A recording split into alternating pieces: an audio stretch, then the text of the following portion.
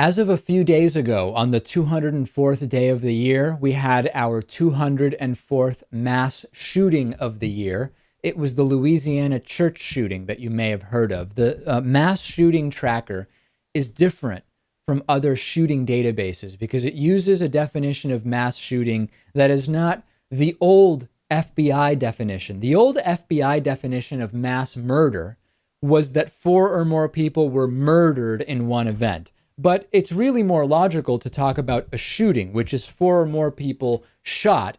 If we have good enough medicine and good enough responders that we can save some of those people, that doesn't change the reality that it is still a mass shooting. So these shootings have become so common that they often don't even make national news. You might not remember, I don't know, the 4 people shot in Cincinnati earlier this month, or the 7 shot in Cleveland, or the 9 shot in Fort Wayne, Indiana.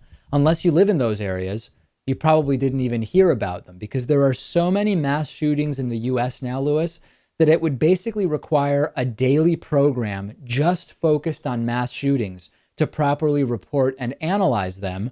Only a fraction of the mass shootings that take place create a national discussion, like the Charleston shooting, which had other elements. It had a religion element because it was in a church. It had a race element because it was a black church and the perpetrator said he was trying to kill black people. It had additional racial components because of the discussion around the Confederate flag. A run-of-the-mill mass shooting, Lewis, doesn't even make national news anymore because it's basically one a day in 2015. And that's mass shootings. Imagine the programming you would need to cover all the shootings, just incidents where one person is shot or one person is shot at. I mean, it's incredible. And you might think that with such a huge country, over 330 million people, that it makes sense that as the population increases, the number of mass shootings increases proportionately.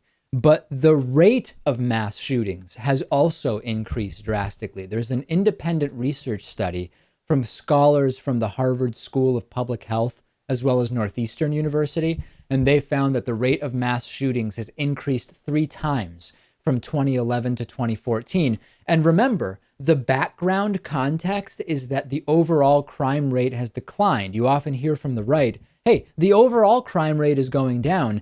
That's an aggravating factor. It's not that crime went up overall and mass shootings also went up in proportion. Overall crime has been down and mass shootings have been increasing in terms of their prevalence. And in addition, while crime has been decreasing, the homicide rate in the US is still very high. 4.7 per 100,000 is the intentional homicide rate in the US.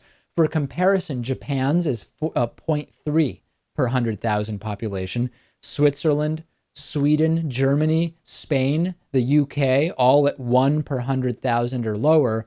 The US, 4.7 per 100,000. Systemic problem, no doubt. Very hard problem to solve. It seems the only easy way to solve this is to have stricter gun laws. Well, David, we're going to get so much hate mail just for mentioning that. Yeah, and there's not really the political will to do that here. We have people who are just obsessed with guns in this country. There's a gun culture. There are groups that proactively... Think about, in other countries, they think we're completely nuts. We have groups here in the US, multiple groups, that take money from gun manufacturers, and then they just try to create a context where more people want guns. If there's a lot of crime, they use fear of being a victim of crime to say, you got to get more guns. If crime goes down, they say, it's because of more guns that crime went down. It's a pro-gun propaganda industry that we have in this country, and it has been very, very effective. Tweet me your thoughts about this, twitter.com/dpakman. We've got a great show for you today. Great to be back.